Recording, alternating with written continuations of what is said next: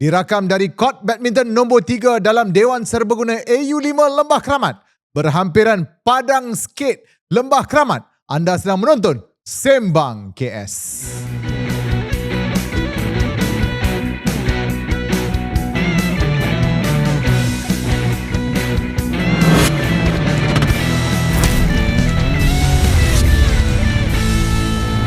Assalamualaikum dan salam sejahtera. Anda sedang menonton episod ke-8 Sembang KS bersama dengan saya Zaidil Baharudin.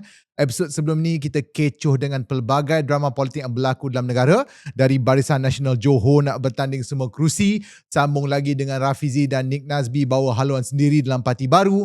Lepas tu pula dah Pakatan Harapan Johor pun nak bertanding semua kerusi, sampai pengurusi PH merangkap PM kata, you all jangan lebih sangat Please, ingat cuak sangat ke? Kan buat pilihan raya awal baru you tahu. Jaga-jaga. Boleh pula pada masa yang sama, Perikatan Nasional yang menjadi gerakan pembangkang yang di luar kotak, di mana mereka lebih tertumpu untuk bergaduh sama sendiri dan macam tak sedar apa berlaku dalam Malaysia. Dan di kala riuh rendah gegak gempita dunia politik, dengan tenangnya Menteri Komunikasi kita menjawab 6-7. Ini tak termasuk beberapa topik yang kita tak sempat nak cover seperti isu kandang babi di Selangor, NGO Mandiri menyaman setiausaha politik Perdana Menteri merangkap ketua AMK dan permohonan pengampunan Jolo di Amerika Syarikat. Kalau trend ini berterusan di mana sandiwara dalam dunia politik begitu hangat, mungkin akan tiba masanya industri politik akan memakan pasaran berita dunia hiburan. Jauh lebih drama, jauh lebih meriah. Begitulah susah anak seni nak cari makan hari ni kan. Dah lah kena hadap AI. Job tak banyak. Job yang ada pun orang politik nak tapau. Jadi DJ pun orang politik ambil. Job-job ambassador produk pun orang politik nak sapu. Berita gosip pun dia masuk ke depan. Sampai anugerah bintang popular pun dia nak menang. Itu yang ramai anak seni dan individu dalam dunia hiburan berkecimpung dalam dunia politik. Dia dah masuk ke alam politik lah. Contohnya Abdin Shauki, Hans Isaac, Ultimate, Lucky Nilofer. Lucky Nilofer kira juga lah. Kira lah. Tak apalah. Jangan sampai Datuk Vida jadi calon sudah. Pening kita semua nanti. Nak pula nanti dia keluar lagu kempen Awak, I want your vote. Vote for me. Sayang. Vote for me. And also Madani. Tiba. Tak, tu sekadar gurauan maaf jenaka saja. Suka-suka. Mungkin Datuk Vida tak masuk politik pun. Atau mungkin sebenarnya dia nak masuk PAS. Manalah tahu kan. Saya sebenarnya nak memperjuangkan kepimpinan PAH di Malaysia. Cik B nanti boleh ganti saya lah dalam rancangan baru kan. Talk to my campaign manager.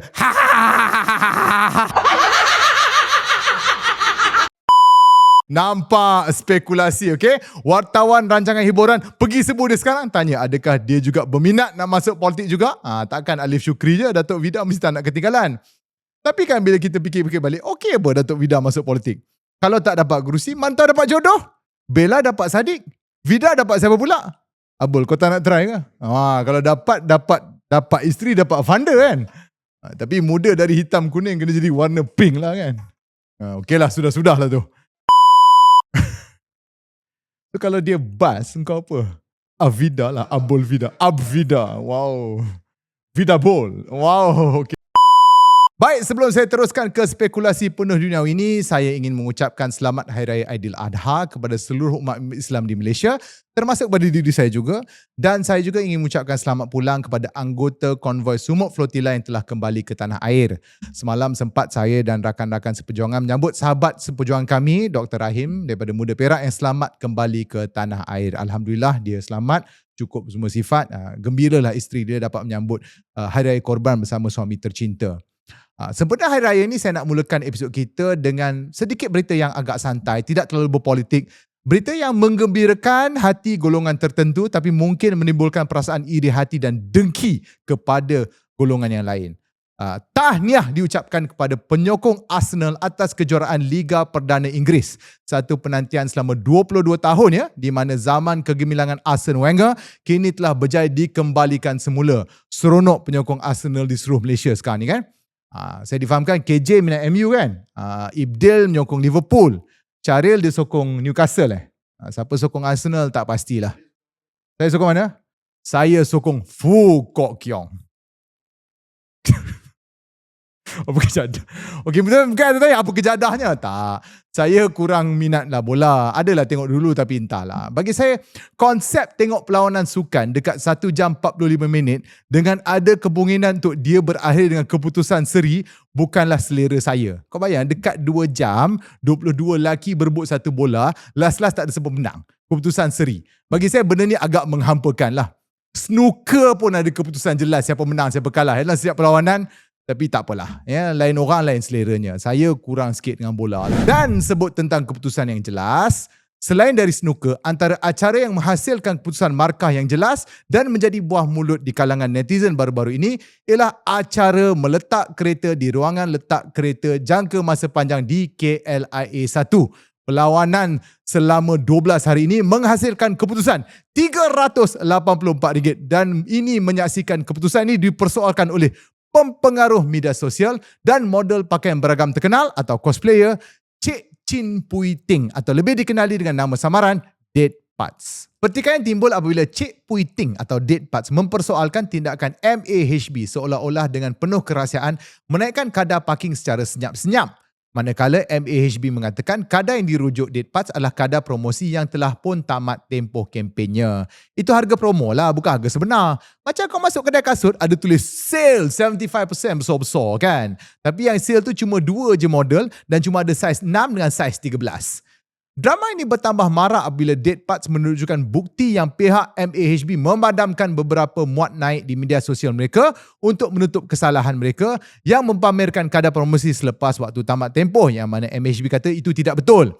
Ini ditambah lagi dengan expose dari Dead Parts, satu bentuk mesej DM, slide the DM dari pihak MAHB untuk mereka selesaikan isu ini di luar ruang lingkup media sosial dan Dead Parts mengatakan, no way, no jalan and no road, make me shame. They drop my water face. Setakat ini yang kita tahu, Dead Parts kini telah menghantar aduan ke Kementerian Perdagangan Dalam Negeri dan Hal Ehwal Pengguna untuk tindakan diambil. Apapun, saya kira MAHB untung jugalah yang dia cuma kena hadap dengan Dead Parts. Kalau maunya yang dia gaduh tu DMA Islam, mau kena settle dengan perlawanan boxing. Tapi okey juga sebab kalau ada boxing, kemungkinan besar MAHB menang. Satu lagi pergaduhan yang sampai hari ini masih belum lagi reda ialah kedudukan Menteri Besar Negeri Sembilan di mana pada 22 Mei, Timbalan Presiden UMNO merangkap salah satu adun di Negeri Sembilan telah mencadangkan kalau susah sangat, DUN dibubarkan bagi menentukan kedudukan MB berdasarkan mandat yang baru. Ini berikutan isu sidang DUN yang masih belum dilaksanakan bagi menguji sama ada Datuk Seri Aminuddin Harun mempunyai sokongan majoriti untuk terus kekal sebagai MB Negeri Sembilan. Walaupun sebelum itu, Presiden UMNO menegaskan UMNO Negeri Sembilan kekal menyokong kerajaan perpaduan. Jadi kita masih keliru dengan isyarat bercampur aduk dan berubah mengikut domain masa yang datangnya daripada UMNO. Mungkin satu-satunya cara untuk kita rungkaikan mesej kompleks atau mixed signals dari UMNO ini ialah untuk melaksanakan transformasi Fourier baru supaya dapat kita satu isyarat yang lebih jelas dalam domain masa. Tengok jenaka matematik ya. Ini satu bentuk jenaka 6-7 yang melibatkan nombor kompleks yang mungkin hanya 2% daripada penonton ni je yang faham. Dan seolah-olah seperti tidak mahu kalah, Perikatan Nasional pula dilihat cuba mencabar dominasi pergaduhan dalaman PH dengan mengetengahkan pergaduhan dalaman mereka sendiri apabila Presiden PAS, Tan Sri Abdul Hadi Awang, memberi bayangan hubungan antara PAS dan Parti Pribumi Bersatu Malaysia atau PPBM kini berada dalam keadaan tegang susulan beberapa penjagahan pendirian yang berlaku di antara kedua parti. Pelbagai isu yang telah dibangkitkan oleh Presiden PAS dalam kenyataannya itu, dari isu penerimaan parti komponen baru ke dalam Perikatan Nasional hinggalah ke isu petugas pilihan raya dan prestasi jentera di beberapa siri pilihan raya negeri dan pilihan raya kecil.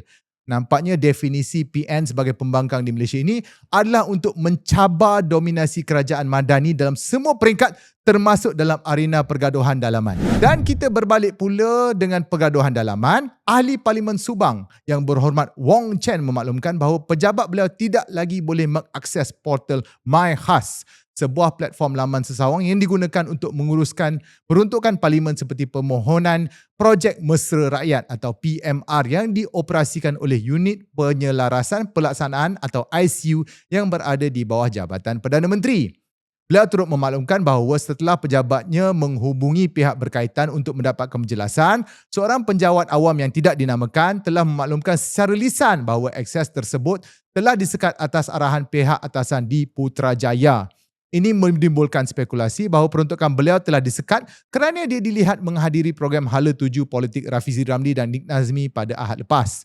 Namun semakan beberapa ahli parlimen penyokong kerajaan lain di Selangor, termasuk ahli-ahli parlimen PKR yang turut menghadirkan diri di program Hala 7 Politik Rafizi dan Nik Nazmi Ahad lalu, mendapati akaun portal MyHas mereka masih boleh diakses seperti biasa. Ini menurut laporan media lah. Jadi ada dua kemungkinan di sini. Sama ada betul akses beliau telah disekat atau sebenarnya pejabatnya telah lupa kata laluan dan cuba lebih dari 3 kali untuk masuk, sekarang dah kena blok. Beliau turut dilaporkan berkata timbul persoalan, mengapa hanya pejabat ahli parlimen Subang yang terkesan dengan sekatan ni? Sekiranya benar berlaku layanan yang tidak konsisten, perkara ini amat mendukacitakan dan tidak selari dengan prinsip pentadbiran madani yang adil, telus dan profesional. Itulah, baguslah tu.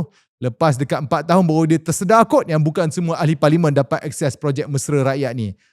Ni mesti dia tak follow akaun Instagram atau akaun TikTok ahli parlimen MUA.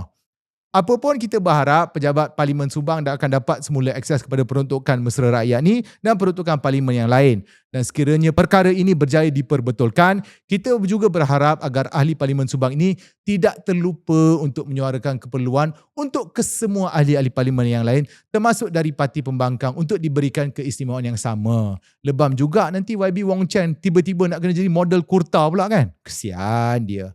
Jadi permudahkanlah kepada semua wakil rakyat. Baik, untuk episod ni kita nak berpindah dari bercerita mengenai isu-isu tempatan kepada isu antarabangsa atau isu yang melibatkan pasaran global secara menyeluruh, iaitu berkaitan dengan pasaran bond kerajaan Amerika Syarikat atau lebih dikenali sebagai US Treasuries. Mungkin anda tertanya-tanya, apakah itu bond? Adakah dia seorang perisik Inggeris yang seksi? Ataupun ianya merupakan sejenis pesta Jepun seperti Bond Odori? Ataupun adakah dia tajuk terbitan filem Mat Sentul iaitu Mat Bond? Bukan ya. Bond yang kita nak bincang hari ini ialah satu bentuk pinjaman atau dengan bahasa mudahnya, bond ialah surat hutang yang datang dari kerajaan dan dalam episod kali ini, kita nak ceritakan bond yang diterbitkan oleh kerajaan Amerika Syarikat. Jadi sebelum kita pergi jauh, kita mulakan dulu dengan apa tu bond sebenarnya.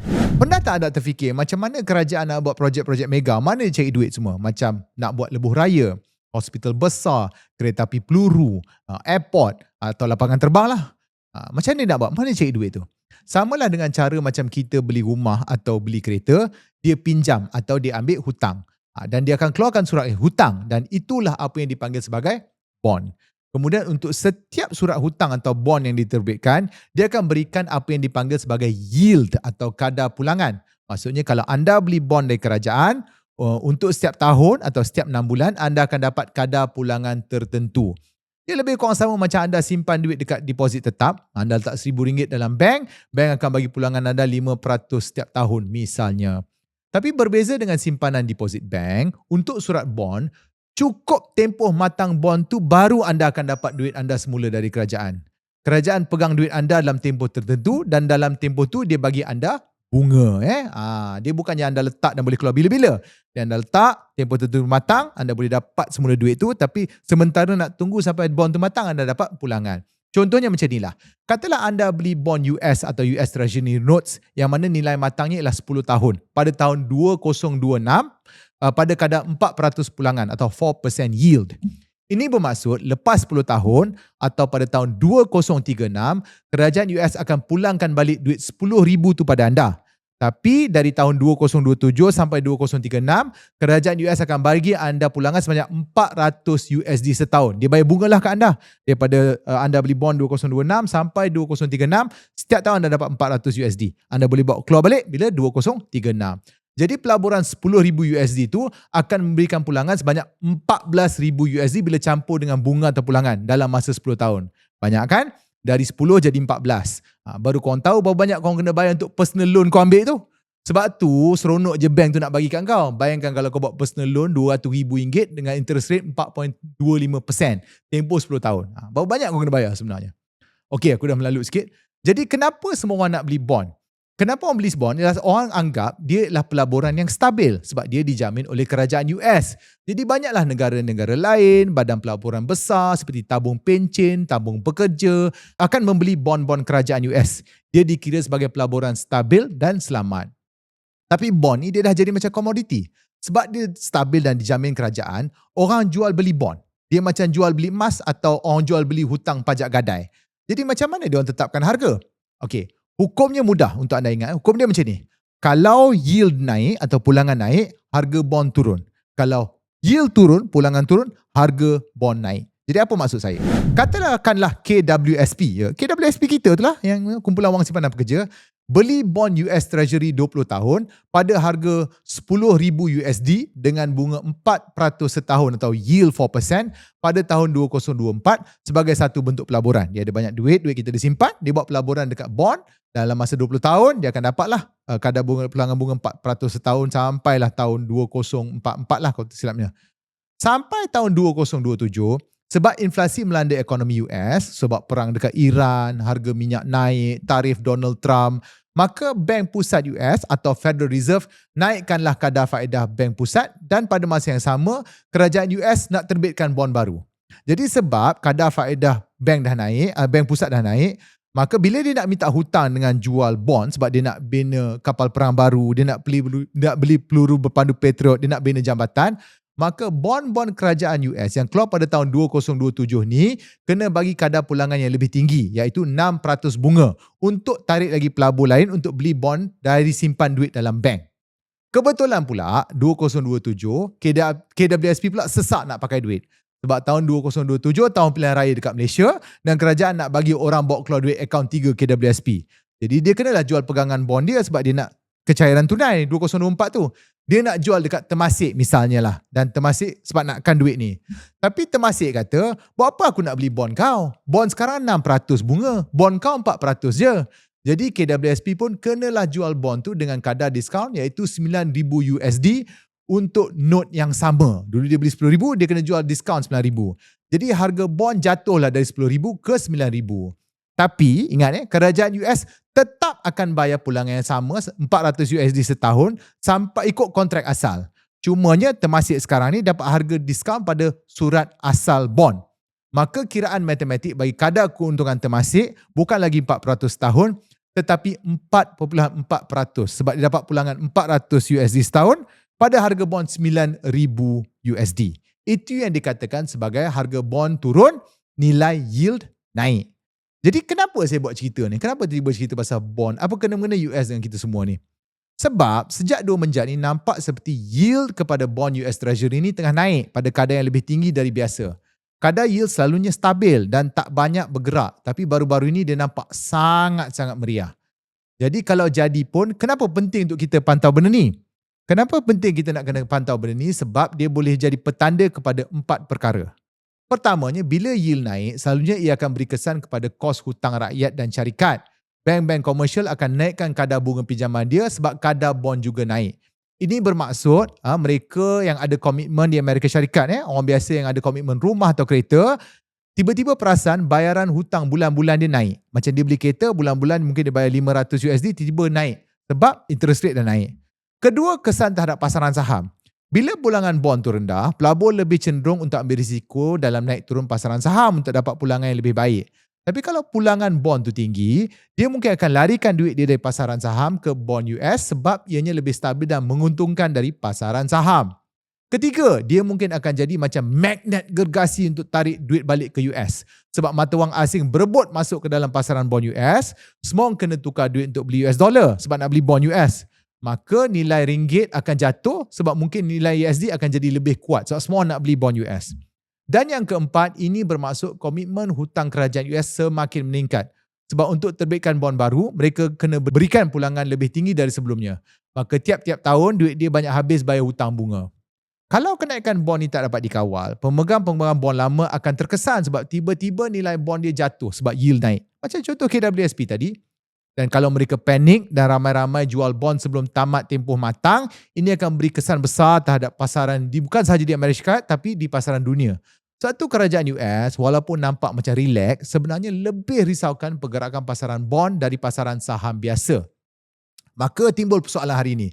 Kenapa Zaidil beria cerita pasal bond US ni? Apa kena-mengena dengan kita di Malaysia, kan? Sama aja. Saya isi diesel pun kat RM5 juga, kan? Masih dah pergi budi 95. Okay. Pertamanya, Amerika Syarikat ni ialah rakan dagang ketiga terbesar kita dengan nilai dagangan 275 bilion USD. Kita ekspor macam-macam dekat dia dan kita import macam-macam juga dekat dia. Jadi kalau ekonomi dia teruk, maka ada kesan terhadap perdagangan kita secara langsung. Keduanya, Amerika Syarikat adalah antara, kalau tidak pelabur terbesar ke Malaysia, antara FDI terbesar datang dari US.